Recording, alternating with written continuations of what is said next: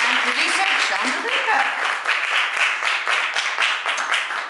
Welcome to all of you. Thank you so much for being here with us in Paris. Thank you so much. Just a first question. These guys are going to ask their questions too, but just a first question to kind of get things going. What was the most exciting, the most challenging, the scariest thing about making a sequel to such a well-loved, such an iconic movie as Mary Poppins? Gosh. Everything.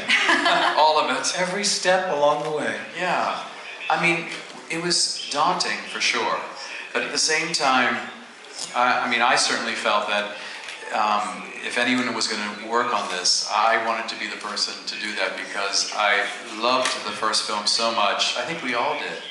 It's beloved to us. Somebody's listening to a game. I think that's a translation. I think that's the translation. That's a translation. I can hear. Take un enfant un peu fort. Vous pouvez baisser un petit. It sounded like the Yankees were playing. Yeah, it's the translation. Okay, very good. Understand. Yeah. But anyway, I hear it. Wow, what's the score? Anyway, the movie means a lot to so many people, and especially the people that were involved in this film. And I knew that what my goal was the entire time as I was working on this film, I can just speak for myself, was to pay great homage to that first beautiful film, but usher in that spirit of that film into this new story and this film, this original musical. And it was a balancing act the whole time for us. But I think, it was coming directly from here, directly from the heart, for all of us. We knew the bar was incredibly high. We know the bar is incredibly high. So it was something we were reaching for together.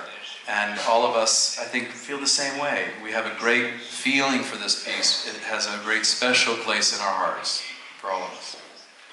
Vos questions peut-être? Qui voudrait poser une question en premier? Voilà, juste ici. Alors, un microphone, je pense. Ça arrive. Voilà, juste ici à droite. Hop. Ok, allez-y. A question for Emily Blunt. I'm Thierry from TSL Jazz, the Jazz Radio in Paris. We have some songs, swing, jazz in the movie. It's a special part for you to sing with jazz, with horns. With horns? Yeah. Love your accent. With horns. Yeah, it's so exciting singing the songs in this film. I think that, I think the composers Mark Shaman and Scott Whitman wanted to pay homage to the original. I think they are enormously protective of the original, hugely inspired by it, but yet this is a new time period. This is the next chapter, and so how do you honor the original, and yet they've musically carved out incredible space for themselves, and I think the songs are terribly exciting for us to perform. And certainly those big show-stopping numbers, which have a huge orchestral presence to them, are just, thrilling to sing and to dance along with, So yes, I loved singing to the horns. And also if I've understood correctly, they kind of tweaked the songs as the development process went to really suit your strengths. Is that correct? For sure. I think the songs for us felt like tailor-made suits by the time we were done.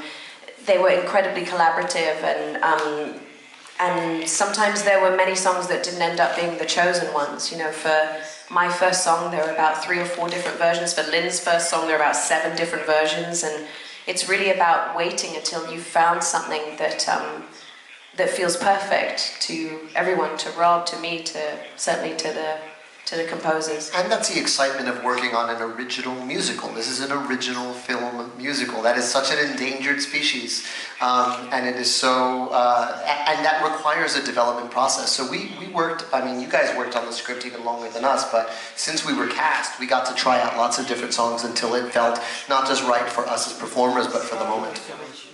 And we were lucky to know who was playing the parts as we were writing it, in addition to the songs, but the script as well, and it always helps to tailor-make these parts for these actors. And how exciting for both of you. Yeah. Absolutely. Yeah, but there was really no other way, I think, because, we were literally creating these parts from scratch. And so, without Emily and Lynn involved from the very beginning, I don't know if we would have been inspired. I don't know how we would have done it. So, they were with us literally, this took 3 years. We started writing in 2015. They were on board almost right from the very beginning. Yeah, we had a writer's workshop, and they were part of that, so we were able to really delve into these characters and the script. And then we had 2 months of rehearsals, which you never get on a film. And it's crucial for Rob and myself. We like the rehearsal process. And that's how we all bonded together, and the company really became a family. And I think you feel that. The relationships are very deep. That we're able to... Thank you. Une autre question? Voilà, là-bas au fond, madame. Hi, Céline Fontana, TV Magazine. A question for Emily. How did you prepare yourself to become Mary Poppins? And what will you keep from her? I did steal one of the umbrellas. I mean, I'm not going to say I stole it, but I'll probably get Alex, our props master, into trouble here. I was given a parrot umbrella, which I love and treasure. But how did I prepare for it? I found not only did we have an exquisite script to work from, written by David McGee, who really crafted something magical, complex, very exciting to play as an actor. I completely delighted in playing her. I think she's such a contradiction, and there's such a kind of rich tapestry, because you've got somebody who is practical and yet fantastical, and somebody who's grounded and yet airborne. You know, she's this superhuman with great humanity, and she's really funny and vain and rude, and so it's just sort of really exciting to play her. I did find the eccentricity that Rob and I were wanting to capture in the character was very much present in the books as well. You know, there's 7 other books written. So it was a sort of combination of the perfect script and the books, you know. Lynn, just a question for you. This was really your first big movie experience after having done so much cool stuff on stage. What was that like for you, and what was it like working with Rob? Well, it's not unlike working on stage, except you finish a musical number and you have to wait 1.5 years for people to applaud. That was the biggest difference for me, but it was honestly because Rob and John come from the theater. I can't think of a better preparation. Having those 2 months of rehearsal, having us really form a company within that rehearsal, and the other thrilling thing about this is we were building a new musical, which I do know a little something about, and so it was a joy to be a part of that process as an actor. Alors ici, madame. Oui, une question pour Rob Marshall, s'il vous plaît. J'ai été particulièrement épatée, je ne suis pas la seule, par le formidable ballet des allumeurs de réverbères, qui ne sont pas seulement des danseurs, mais ils sont d'authentiques gymnastes. Est-ce que c'était justement le critère pour y participer, et comment les avez-vous entraînés? Okay, she's saying she loved the lamp lighting number, particularly not just because of the dancers, but because of how athletic and gymnastically they were, acting and dancing. How important was that a criteria for you when you were casting, not just Lynn, of course, but all the dancers in that sequence? Did you go look for acrobats, dancers? How did you find them? Well, that whole sequence was a dream for myself and John, being ex-dancers and choreographers. I've always wanted to do a production number of that length. It's an 8-minute production number with guys, of course, Mary and the children too. But it's really a male number, an athletic male number, and it's masculine, very much so. And that's something. You know, we come from that. I mean, I probably would have been in the movie if it were in the 80s. I would have been the Lamplighters. But I will say that I always look for character, and John and I are very similar this way. You know, I love great dancers, but if there's no character to them, you know, they're in a film playing people. So it's very important for me to find dancers that have their own personality, their own sensibility, their own something special, led by Lin-Manuel, who has all of that and more. I love working with actors who are singers and dancers. That's something that's really important to me, because I think without that it becomes very vanilla. I always look for people who are bringing these characters to life, and I don't care if that's through acting or singing or dancing. It all comes from a place of truth, and so you know, I think when you watch that number, you feel an eclectic group of men. So it feels like, you know, there's short ones and big ones and tall ones, and with such. Yes, exactly. So we did hire, specifically we did ask for people that we were interested in some sort of gymnastic ability, and then we did audition, you know, the bike people that rode bicycles and people that did tricks, and yes, we knew we wanted to pepper it with that because it is this abandoned park and we wanted to just use everything we could. Yeah. But Emily's right. I mean, having those parkour, I mean, that was incredible. Those guys, those stunt guys, had never been in a musical number before. I don't think they knew. That was very funny, actually. You trying to teach BMX riders timing and yeah, you've got to make your entrance on 5. And they're like, what do you mean on 5? They were some of the best BMX riders in the country. Yes, they were like, what's 5? And you were like, and 3, 2, 1, and like never got it right. I said, if you don't come in, then you're going to get hit by a dancer. So you got to comment on the set. They were fantastic, though. They learned quickly. Une autre question juste ici. Hi, thank you for being in Paris today with us. I have a question for all of you guys. How did you succeed in giving a new life to this Disney classic for the new generation, but still giving a touch of nostalgia for the old generation? Thank you very much. That is a great question, because throughout the movie we do have these little hints of the first one, and whether it's musically and some of the things we see. How important was that to you, Rob? Well, it really was a balancing act, like I was saying before, the whole time, because you want to pay great respect and homage to that first perfect film, but at the same time you really want to make a new story. And so it was, you know, it really was about finding our story. The books are episodic adventures, and there's no real narrative to any of them. So we were able to use them for the set pieces, the musical set pieces, and some of the characters in the piece, but not so much the narrative. So David McGee and John DeLuca and myself created a story, and that was our way in. And I think, and I will say, like Emily was talking about going to the books, we went to the books too, to start and find our way. And because the books were written in the Depression era in London, that was a big key for us. And I have to say, setting it in the Depression era felt very current to me. I felt like, you know, we can all understand the struggle of that time, a darker time, and even holding on to your home. All of those things were something very, very, very current. And so that was one of our ways in, and that helped for sure. But, you know, how do you do both? It was this constant balance, but I will say I was very aware of not abusing it and not reaching to the. I mean, I was more interested in creating something new, and found very specific and strategic places to pay homage, and then obviously spent most of the time focusing on creating an original musical. John, did you want to add something?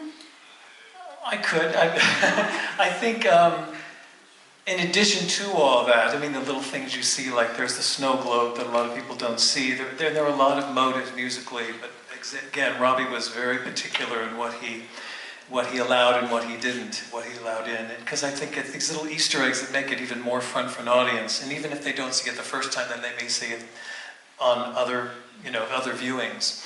But the thing that made it current for us was Rob saying about the state of the world it was getting darker and darker as we were creating this, and we just wanted to kind of give an antidote to the stress of the world that we were feeling at the time. And kind of, people were becoming so inured to the violence and cynicism of our world that we wanted to break through that. We wanted the dark clouds to part, and Mary to come through, metaphorically Mary, Emily, and give just a shard of light to the times as they're becoming kind of scary. And so that was another reason we felt we really, the time was right to do it now. And another thing on the time was right is because these three people that I'm next to. I mean, we get to have Emily, who no one else could do. As Rob has always said, there was one person for this role, and it was Emily Blunt. So then we got the go-ahead to do it, and then we had Lin-Manuel. The brilliance of these two, to be able to have them in this world at this time, and then we have Rob Marshall. And I mean, what else can I say? That there was no one else that could have tackled this material like Rob did. Absolutely, yeah. His genius of inspiration on this film is unparalleled, and I was able to be there every day, and I saw every bit of it. He sculpted this creation with the care, the delicacy from every little, the minutia and detail, but never losing sight of the whole. And I think that's a true artist, to be able to do that, to craft that. Yeah, and then you said you think Rob's born in the wrong decade. Yeah, Rob, if he were born earlier in the 20th century, we'd be talking about him with Vincent Minnelli and Stanley Donen and the makers of those great MGM musicals. And so to be able to be on board with an original musical from him, it was a dream come true. On a une autre question juste ici. Bonjour, vous évoquiez tout à l'heure la dimension politique qu'il pouvait y avoir un peu souterrainement dans le film. Elle était déjà présente dans le premier avec les suffragettes. Là, il y a une évocation des banques qui ressemble un peu à la langue des hommes, qui sont à la fois la meilleure et la pire des choses. Est-ce que c'est ce que vous avez voulu laisser entendre dans ce film? So he's saying there is this sort of political subtext to the film. In the first one, you know, there were the suffragettes and everything. In this one, we really kind of see the dark side of the banks and bankers. Was that something you were sort of going toward?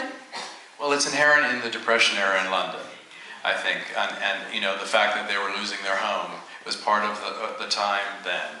And but I think, you know, it's actually in a way a more personal message about loss and how you deal with loss. I mean, they were dealing with, of course, the loss that adulthood brings.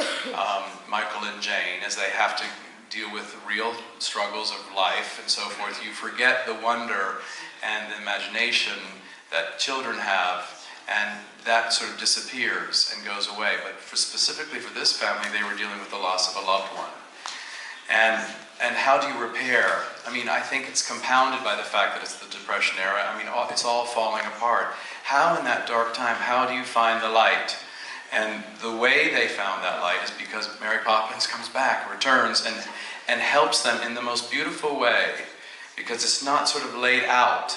She does it in this beautiful roundabout way, where they discover it themselves. And that's the extraordinary thing about the character and the way Emily played it, is that she lets them find it on their own in such a beautiful way, and then she's gone. And so I mean, that really is obviously the message of the film. You know, how do we all get through? I mean, how do you get up in the morning? How do you deal with loss? How do you deal with grief? How do you deal with struggle? How do you deal with all of that? Well, if you can find light, if you can find an injection of hope in some way, I mean, that's how you move forward. And it's all through the P.L. Travers books, too. This wonderful idea that if we look at life through a child's eyes with that sort of sensibility, it can lift you and help you move forward. Emily, it's funny, everyone was saying before they could only see you in this role, and it does come up all the time in the press. But I'm curious to know, what did you think? Did you only see you in this role? I mean, what was the conversation like when Rob said to you, you're going to be, or do you want to be Mary Poppins? I mean, I have to say, just, you know, however much I had a sort of momentary sense of trepidation, because she's so iconic, and also because Julie Andrews is so very iconic. So, you know, you feel that weight of responsibility, and yet I just knew I was going to do it, and it was an instantaneous yes for me. And that's in a huge part to Rob, who I'd worked with before, who I knew would approach this with such elegance and depth and heart, and I knew this wasn't going to be the sort of 2018 version of Mary Poppins where, as you said, I'd be singing Let It Go or something. I was like, that would have been my nightmare. You know, I think that nobody wants to see that version of Mary Poppins because she's emblazoned, and the movie is emblazoned into people's sense of nostalgia. It's kind of, you think of your childhood when you think of Mary Poppins, and so you've got to honour that, and yet with a character like this, I found her so thrilling to play that the thrill very quickly overwhelmed any fear, you know. D'autres questions? Voilà, juste ici. Bonjour, donc question pour Emily Blunt et Lin-Manuel Miranda. Il y a 50 ans, Julie Andrews et Dick Van Dyke sont devenus des icônes de chez Disney, mais aussi pour toute une génération. Est-ce que vous pensez, est-ce que vous appréhendez aussi le fait de devenir des nouvelles icônes pour la nouvelle génération, voire même des icônes du cinéma? Okay. So the question is Julie Andrews and Dick Van Dyke obviously became icons thanks to this movie, to a whole generation. How do you guys feel about potentially becoming this new generation of icons for a new generation of filmgoers? I'm so freaked out that I have a Barbie doll. That's when it became real to me, when they showed me the Barbie doll of Jack the Lamplighter. Ken doll. Yeah, Ken doll, but in the Barbie line. And it was, so it's very surreal, but I think what prepared me for it was actually bringing my son to set every day. I brought him every time there was a musical number. And, you know, when we filmed Triple Little Light Fantastic, I sat him where the Banks children sit in that number, and I watched his eyes grow the size of dinner plates. And that was a sneak preview of how I think kids are going to react to this movie. It happened with my own son first, and he thought Daddy was very cool. So that's a pretty great legacy, if that's our legacy. How about for you, Emily? Well, I think I don't know, the word iconic is so overwhelming. Actually, it's just like honestly, I've seen firsthand, especially with children, where it's moved me so much to see the spellbinding effect of this film. And you know, I think that she's a character that is incredibly transporting for people, and certainly she's my superhero, you know, so I guess I finally get to do a sort of Marvel character. It's like my version of a superhero. But I think, I mean, my own daughter, just to talk about our kids, you know, she said to me for the first time a few days ago, she said, do the voice, do your Mary Poppins voice. And I said, speak Spartan, off we go. And she went, you know, it was sort of the first time she'd sort of come to terms with the fact that, I mean, she'd seen the film and she understands that I'm playing a part, you know, but I think that's when I feel the same. If you can be a hero in your kids' eyes before they become teenagers and we're inevitably embarrassing. We know, you're Mary Poppins. Yeah, we'll sort of take the iconic look in their eyes right now. Oh. Ok, juste ici, je pense, c'est qui a le micro? Voilà. Bonjour à tous, du coup j'ai une question pour vous tous. On parlait justement de Dick Van Dyke, j'aurais aimé en savoir plus sur sa participation à ce film-ci. Okay, could you all say a bit about Dick Van Dyke and his participation in this movie and what it was like when he was on set? Dick Van Dyke has more energy at 92 years of age than I have ever had in my life. He is human caffeine. And the 2 days he was on set were, I think, if you spoke to any of us, some of the most magic. Because it's a connection with that first film. It completes a story arc from that first film without giving anything away.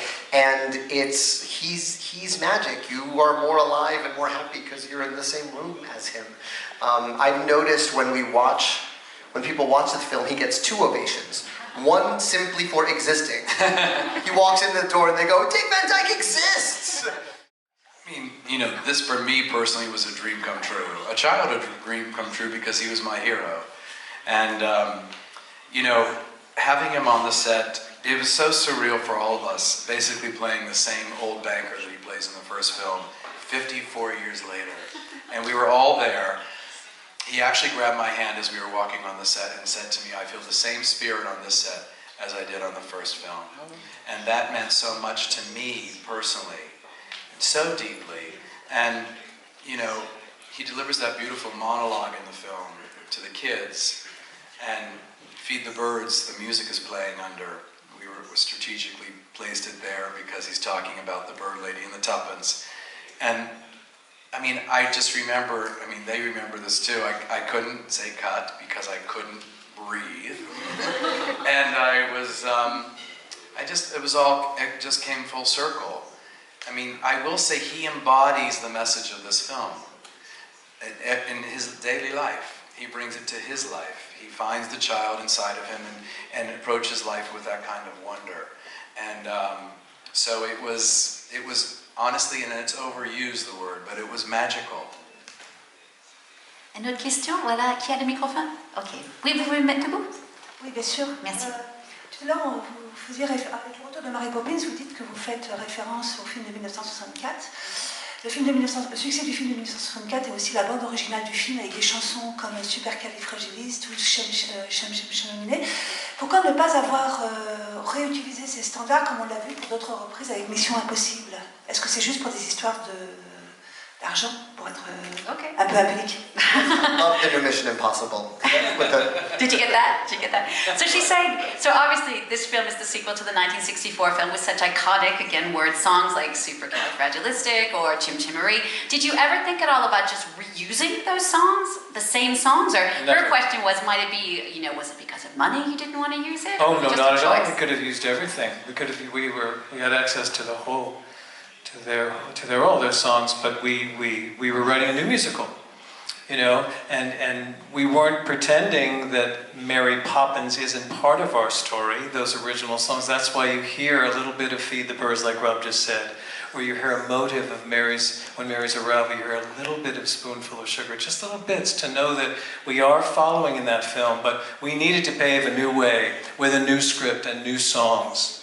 Yeah, honestly, actually, if you listen to the score, and I highly recommend you do, Mark Shaman has laid so many Easter eggs of the original score in at pivotal moments, and I catch new ones every time. The moment Mary Poppins appears, he puts in 3 notes of the song the kids write in the first film about what they want in a nanny. Da-na-na-na-na-na-na. It's 3 notes, and then we're on to the next thing. So it's always in service of the storytelling, not here we're going to play this melody you love because we know it will make you feel things. It's always sort of story and period appropriate. And it's also good to remember that, the first film, those songs were served so beautifully that we didn't want to rehash that and do something. We wanted to, as John was saying, find our own path and not abuse reaching into that well too many times. Found specific places to use it, and as Lynn just said so beautifully, for story purposes, for story reasons. Alors, une autre question? Voilà, bonjour. Hi, I would like to know what was the funniest scene to turn or to play for each one of you, and if you got an anecdote. Okay, the funniest scene to shoot. Was there any funny anecdotes, moments of unstoppable laughter, people falling over? I mean, I think with Meryl Streep, we laughed all day long. An absurd number, and watching her go full sort of vaudeville in that number. She had such a delicious character to play. She had this accent from who knows where in the world, and I think she was showing off for the kids a little. Like every time we were filming, she just had this very mischievous air about her, and so that was one of my favorite sequences. Well, my favorites were the little boy that plays Georgie in the film had never acted before, so he doesn't have a self-conscious bone in his body. He doesn't know what it is to be self-conscious or to restrict himself. So he just lets his impulses come out, and it kind of drove some of us crazy who had to rein him in. But most of the time, it was the most enjoyable thing. Like he says action, and Emily's doing things, and he'll just be playing the scene. He'll just be doing what a child would do. And so for me, that just tickled me inside and made it so enjoyable, those scenes. How about for you, Emily? Emily and I are always like, we laugh all day long because we find, Emily's hilarious, Lynn's hilarious. It's a funny group of people. But I never can think of anecdotes. I'm so bad at them. I think of anecdotes because there's always some sort of in-joke that happened on set that no one else would find funny, but I don't know. Well, things that made me laugh were things that didn't make Emily laugh so much. Is when Like we kept what? on putting her so high in the air that it was so scary. They thought that was really funny, We but thought I that was really funny scared actually. Because Robbie would say, "Don't worry, we'll just do it once," and there they'd hoist her up. Like 60 feet. I did almost call lunch when you were up there. So to us it was amusing, and poor Emily, who doesn't love to spin, we keep on making, she goes, "Don't tell me it's another spin." And so we would... I'm actually very proud of the fact that Emily and Lynn did most of their stunt work on their own in this film.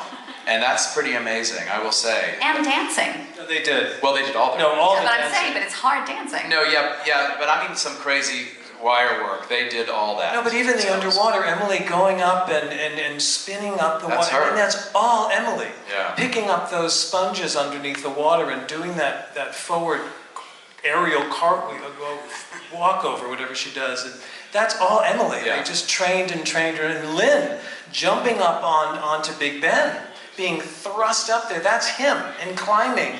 And he would, I mean, you were exhausted. Yeah, but it was the best. But he was he was charged by it, I must say, because I felt very badly what we would put him through, both of them through. But they were troopers and just dove in and never once said no. And that's a bonus for us. Une autre question juste ici. Bonjour, Olivier Bohin, journaliste groupe Centre France La Montagne. D'abord bravo, parce que c'est un beau rayon de soleil dans ce monde de gris, cette Mary Poppins, dans une industrie cinématographique américaine dominée par les super-héros, les blockbusters. Est-ce que Mary Poppins est un peu quelque part une exception culturelle ou est-elle aussi une super-héros?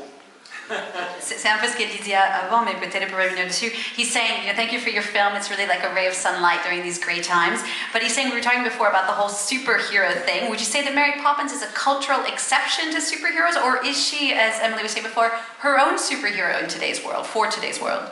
I mean, what I love about the character is that she's so mysterious we don't know. I mean, she's enigmatic. Who is this person? Is she a superhero? Is she real? Is she not real? What is she? I mean, I will say the thing that Emily brought to this character, which no one could have on the planet Earth, is so many layers to this gorgeous character. So many, because it's not just, it could be so easily played as a cartoon, a two-dimensional character. But because Emily plays her, there's such a humanity to the character, in such three-dimension. And so you feel, of course, the facade of the strict and proper nanny, but underneath that, there's that humor that Emily has, and the heart, the beautiful heart that she brings, and the warmth. And that's something that is very hard to play, because it's so full and so rich with so many layers. And so, is she a superhero? I mean, I feel like what I love about the character is that whatever she does, there is this incredible portrayal that makes her so accessible and human, and that you feel her deeply, and I think that's what you brought to the role, my love. Thank you, Rob. I mean, I also feel that she, because she is so mysterious, she doesn't reveal her inner workings to anybody, which gives her that enigmatic quality, which also gives her master plan a sort of sense of enigma. And like with most superheroes, you sort of know their very dark backstory. You know everything about them, and they also like to take credit for their superheroic acts. And I love that she doesn't. She almost pretends it doesn't happen, and she takes no credit for it. And she makes it all about them and this sort of incredible voyage of self-discovery that she leads them on, and plants seeds so that they shapeshift and change and discover a new point of view. But she does it in a way that's so delicate and so intelligent, and that's what I really loved about the character. And that she does command the environment that she's in, but sort of pretends not to, and holds it at arm's length because she will inevitably have to leave. Which I remember feeling devastated by as a child when I watched the original, and certainly my own daughter when she saw this one. When I looked in the balloon at the end and said, it's time, my daughter was like, no, because it's so sad that she leaves. But again, she's the superhero that makes it all about you, and it's not about her, And it is also largely due to what Emily has created, and she and Rob, what they have created, because it's a very nuanced performance. It's not in your face. It's very, it's a subtly shaded performance, and you almost have to go to it. Those are my favorite kind of performances. Both she and Lin, they have a knack that they don't push. They don't, because a lot of times when you're in a musical, it becomes a showy musical performance, and it's very out there for the last row, and they both don't have that. It's in their blood to just be honest, and if you see it, you see it. If you don't, you don't. And I love those kind of performances where you have to go into them and watch them very closely because they're subtly shaped. On a juste le temps pour une dernière question, je suis désolée. Qui a le micro? Voilà, super. Bonjour, merci d'être là et merci pour le film. Moi j'ai une question. Est-ce qu'il a été prévu à un moment donné une apparition de Julie Andrews? Je pense par exemple au rôle d'Angela Lansbury qui semble écrit pour une apparition en fait. Et pour Julie Andrews elle-même? Okay. Oui, voilà. Yeah, his last question is asking, do you ever think of a role for Julie Andrews? He's thinking of Angela Lansbury, the balloon lady. Could Julie Andrews have played that? Did you talk to her about it? I spoke to, John and I actually both spoke to Julie. She's a very good friend of ours and known her a long time. And I worked with her in the 90s. I choreographed a production of Victor Victoria on Broadway, so I've known her for a long time. When we told her we were doing this, she was very excited by the idea that we were doing this film because she said it's about time. That's what she said to us. 54 years and this all these books, all this material. Why hadn't there been one? So she was thrilled. And when we told her who was playing Mary Poppins, she literally threw her arms up in the air and said, "I love her." That was a beautiful moment. She has great taste. And then, but then we started talking to her about, should she be involved in some way? Should we write a cameo or something for you? And she said, no. This is Emily's show. She should run with it. It's her film. And so, and that was long before we started writing. So we didn't write for her. And then, so the character of the Magical Balloon Lady is a character from the books. And we thought of Angela immediately. Because in a very quick amount of time on screen, you have to have something magical about you, and she just does. I mean, for her legacy of the Disney legacy with Bedknobs and Broomsticks, and of course, Beauty and the Beast, but it's just who she is. I mean, she was 91 when we shot the film too. And so she just carries with her such something special, that originality. And that beautiful moment between Angela and Emily, she comes up and says, they're looking at all the people up in the balloons, and she says, of course, the grown-ups will all forget by tomorrow. And then Mary says, they always do, which is really sort of the lesson of the film. I think she brings something so special to this film. But I feel that way about the whole cast, I have to say. Every single person in this cast, including the children. I think the children are so beautiful in this film, and when I've worked on this film now for 3 years. When I see the film, I just feel like everyone has claimed their roles in this beautiful way, and it's theirs. It's astonishing work for the cast, I think. Rob, thank you so much. Merci beaucoup à vous tous. That's all. Merci beaucoup.